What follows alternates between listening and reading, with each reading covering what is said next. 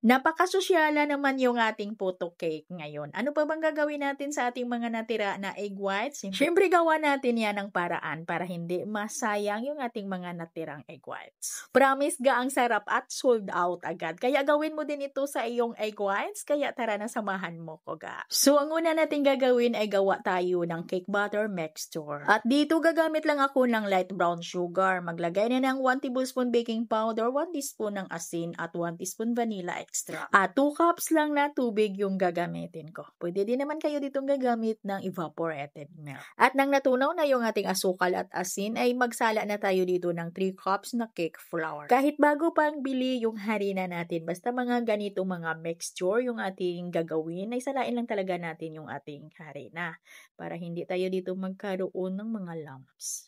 At nang sa ganun ay mapadali lang natin mapakinis yung ating mixture. At para naman sa ating kulay at flavor dito ay gagamit tayo ng Flavor Aid ng Bakersfield. Naglagay ako dito ng mga 1 tablespoon and then haluin lang natin until well mixed. And then isit aside lang muna natin ito. Dito naman tayo sa ating egg whites. At ito na yung natira ko na egg whites. At mula ito sa 10 piraso na large na itlog. So ngayon naubusan ako ng cream of tartar. Kaya ang gagawin ko dito ay maglagay ako ng 1 teaspoon ng baking powder sa ating egg whites. And then, batihin lang natin yan. At pag nag-create ng medyo makinis na bubbles yung ating egg whites, ay unti-unti ko nang ilagay dito yung 3/4 cup natin na light brown sugar. Pwede din gagamit dito ng puti na asukal ha. At ganun din kanina sa ating cake batter mixture, ay pwede tayong gumamit doon ng puti na asukal. Kung ayaw mo ng light brown sugar. Unti-unti lang talaga yung paglagay natin ng asukal para yung ating egg whites ay hindi mabigla, hindi mabigatan para maganda yung volume niya. Maganda yung alsa. At ito pa, para sure talaga na magandang alsa ng ating egg whites, kailangan yung bowl at yung attachment ng ating ginagamit or pinaglalagyan natin ng ating egg whites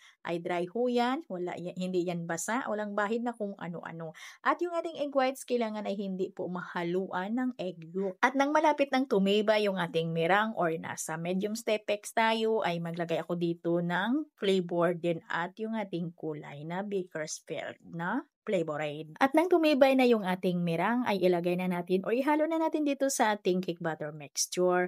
At yung ating mixture mga ga, ay sinalin ko ito sa medyo malakit, malapad nating napaglalagyan. Kasi maliit yung napaglagyan ko kanina eh. At hatiin lang muna natin sa paglagay at i-mix natin dito sa ating cake batter mixture. At ito yung problema natin mga ga. Kasi hindi nito nakuhanan ng video sa pag-mix natin dito kasi ay nag-full storage na pala tayo. Basta ihalo lang talaga natin dito yung ating mirang sa dalawang bisis. Hatiin lang at cut in fold lang ito ng padahan-dahan hanggang sa mag-well combine at huwag lang talaga natin ito ma-overmix. At gumamit lang ako dito ng ating hulmahan na 9x13 at nilagyan ko lang huya ng parchment paper. At sa puntong ito, kailangan ay nagpainit na po tayo ng ating oven dahil isa lang po natin ito agad. At ito nagaluto na, niluto ko lang ito sa loob ng 25 minutes sa 160 degrees Celsius yung init ng aking oven. Sa pagluluto talaga natin dito ay kakadepende talaga ho yan sa gamit natin na oven. At walang problema kung wala kang oven ga kasi pwede mo itong lutuin sa ating improvised oven na yung wala lang na tubig at pwede ding lutuin sa steamer.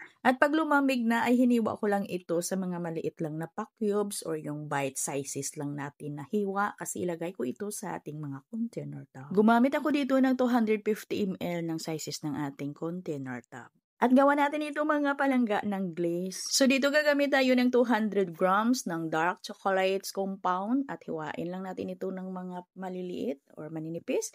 At ito ay ating tunawin. At naglagay lang ako dito ng 1 cup ng condensed milk at ipatong natin ito sa kumukulo natin na tubig. Ito po yung tinatawag natin na double boiler method. At haluin lang natin pag nag-umpisa na siyang matunaw. At kahit hindi pa ito tuluyang tunaw lahat, ay kuhanin na natin dito sa ating kalan at dito lang natin ito pagpatuloy sa paghalo hanggang sa tuluyan na talagang matunaw pero nanatili pa rin itong nakapatong sa ating mainit na tubig.